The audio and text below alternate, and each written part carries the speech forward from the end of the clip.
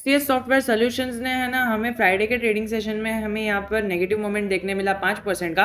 अब मंडे को ये 100% है ना मोस्ट प्रोबेबली 99.9% है ना अपर सर्किट में हमें देखने मिलेगा, बिकॉज इन्होंने जो एज एक्सपेक्टेड जितना रिजल्ट था बहुत ही अच्छा पेश किया है। एक बार हम उस पर भी नज़र डाल लेते हैं, फिर हमें पता चलेगा कि कैसा पेश किया है। उससे पहले हम देखेंगे कि इसके अंदर वॉल्यूम कितनी बनी है। तो वॉल्यूम के चार्ट पैटर्न में नज़र डालेंगे तो हमें फ्राइडे के दिन में हमें यहाँ पर वॉल्यूम ट्रेडेड 13,50,000 दिखी थी। तो कई सारे लोगों को ऐसा था कि ओके रिजल्ट तो आने वाला है, लेकिन उन्हें ऐसा था कि ओके रिजल्ट खराब आएगा और रिजल्ट उनके एक्सपेक्टेशन से कम आएगा, मार्केट के एक्सपेक्टेशन से कम आएगा। उनकी एक्सपेक्टेशन ऐसी थी and that is why they just lost it. And हमें यहाँ पर नज़रिया देखने मिल ही रहा है किस तरह से हमें यहाँ पर नेगेटिव मोमेंट देखने मिला, only because people sold the share and यहाँ पर हमें लोअर सर्किट देखने मिला।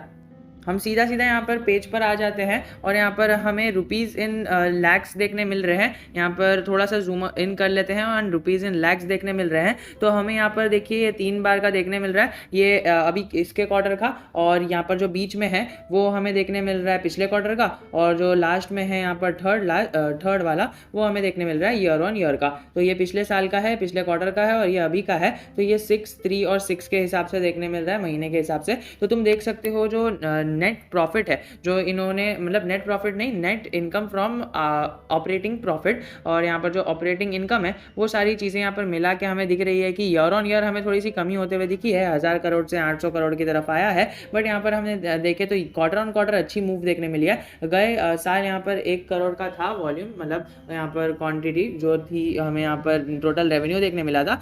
वैसे यहाँ पर क्वार्टर ऑन क्वार्टर इंक्रीमेंट देखने मिला है जो हमें स्टॉक को ऊपर की तरफ लीड करता हुआ देखने मिलेगा। और आपको पता है आईटी सेक्टर का स्टॉक है, यहाँ पर कितना अच्छा स्टॉक है। अगर हम एक्सपेंसेस की बात करें तो टोटल एक्सपेंसेस हमें यहाँ पर कम होते हुए देखने मिल रहे हैं, जो स्टॉक के लिए, किसी भी स्टॉक के लिए बहुत ही अच्छी बात होती है। बिकॉज यहाँ पर अगर हम देखें तो क्वार्टर ऑन क्वार्टर यहाँ पर इनकम भी बढ़ी है और एक्सपेंसेस भी कम हुए हैं, यानी इन लोग ने अपना पैसा भी ज़्यादा कमाया है और खर्चा भी कम किया है, तो इन्हें नेट प्रॉफिट ज़्यादा ही आएगा। अगर हम इसके पहले वाले साल में अगर खर्चा देखें तो 821 करोड़ का खर्चा आया था और इन्होंने ईयर ऑन ईयर थोड़ा सा खर्चा थोड़ा सा ज़्यादा किया है और ईयर ऑन ईयर थोड़ा सा हमें यहाँ पर लूज देखने मिल रहा है, वीक देखने मिल रहा है रिजल्ट।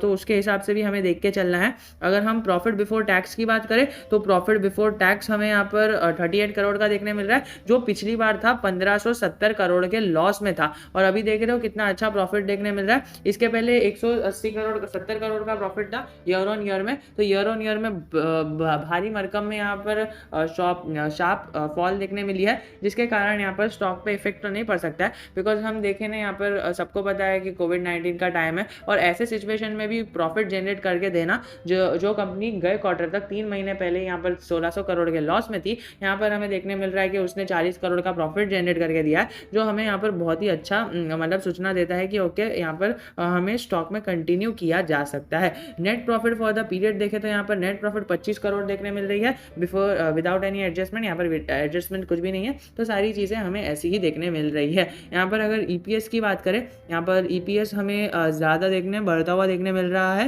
ओके बढ़ता हुआ नहीं देखने मिल रहा है, हमें यहाँ पर ईपीएस जो जनरल था वो देखने मिल रहा है इक्विटी शेयर्स का। और यहाँ पर ईपीएस की बात करें तो पिछली बार ईपीएस यहाँ पर नेगेटिव में था और इस बार यहाँ पर ईपीएस में यहाँ पर बढ़ोतरी होते हुए देखने मिल रही है, यानी वो जो जीरो के पहले यहाँ पर नेगेटिव में था ना उसको भी कवर किया है और आगे जाके 0.01 पर यहाँ पर क्लोज हुआ है। ईयर ऑन ईयर के हिसाब से यहाँ पर सही है, ईयर ऑन ईयर में पिछले साल भी यही था और इस साल भी यही है।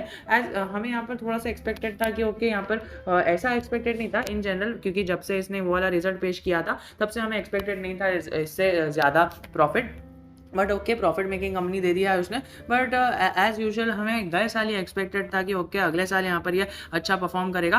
बट यहाँ पर कोई कुछ नहीं, यहाँ पर कोविड-19 का भी किसी भी पता था। वो सारी चीज़ों को हम साइड में रख के अगर हम इसकी net sales income from operation की बात करें तो यहाँ पर हमें दिखेगा कि फ्रॉम यहाँ पर है इंडिया की। ओके तो यहाँ पर फ्रॉम ऑपरेशन है यहाँ पर बढ़ गई है और ईयर ऑन ईयर कम हो गई है, जो हमने पिछली यहाँ पर पीछे देखा। और सारी चीज़ें यहाँ पर है ना एक शॉर्ट फॉर्म में यहाँ पर सारी चीज़ें लिखी है। तो ऑब्वियसली यहाँ पर हमें देखने मिल रहा है कि मंडे के दिन इसके रिजल्ट का असर पड़ेगा ही और स्टॉक में ये तेज़ी आ ही जाएगी, क्योंकि रिजल्ट आउटस्टैंडिंग आया है और उसी के चलते यहाँ पर स्टॉक में तेज़ी आ सकती है। खैर हम एक बार चार्ट पे चल के एनालाइज करते हैं कि क्या हो सकता है। स्टॉक ने इस तरह का हमें लोअर यहाँ पर बनाता हुआ दिखा है। हमें स्टॉक यहाँ पर 2% का डाउनवर्ड मूवमेंट।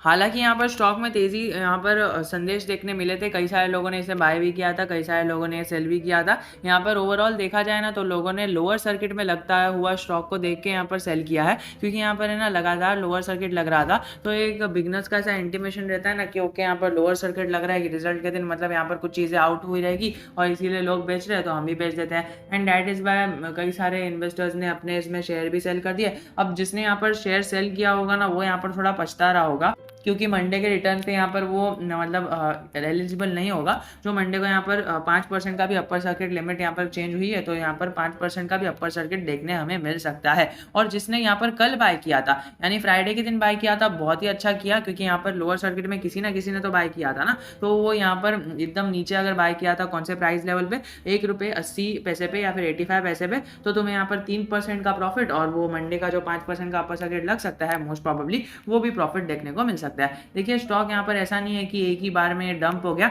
ऐसा ज़रा भी स्टॉक नहीं है जो यहाँ पर बताता है कि ओके मैं ख़राब नहीं हूँ, मैं यहाँ पर बार बार उठने की कोशिश करता हूँ, बट यहाँ पर अभी रिजल्ट आया तो अभी मैं ये अपने हाई को ब्रेक करने की कोशिश करूँगा। सबसे पहला टारगेट इसका ये होगा।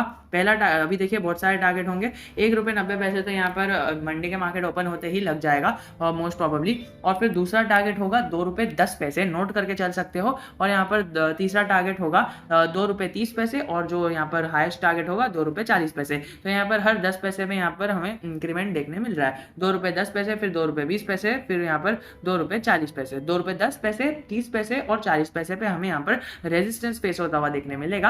अगर हम बात करें जो टॉप रेजिस्टेंस है वो ₹2.40 का ही है, क्योंकि उसी पर उसने एकदम हाई लगाया था और उसी से उसने रिट्रेसमेंट दिया था। यदि तुम देखो ना, ₹2.20 का भी यहाँ पर 2 बार यहाँ पर सर्किट लगा है, तो ₹2.20 भी हमें यहाँ पर देखने मिल सकता है। या ओवरऑल देखा जाए तो यहाँ पर मार्केट में अभी हमें अपवर्ड मूवमेंट ही देखने मिलेगी। स्टॉक में यहाँ पर जो गिरा था वो उसके थोड़े से बैड रिजल्ट की वजह से गिरा था, बट अभी ओवरऑल हमें रिजल्ट पॉजिटिव में देखने मिला है। अगर कुछ भी डाउट होगा, comment section is always open for you, और हर एक कमेंट का रिप्लाई कमेंट में आता ही है।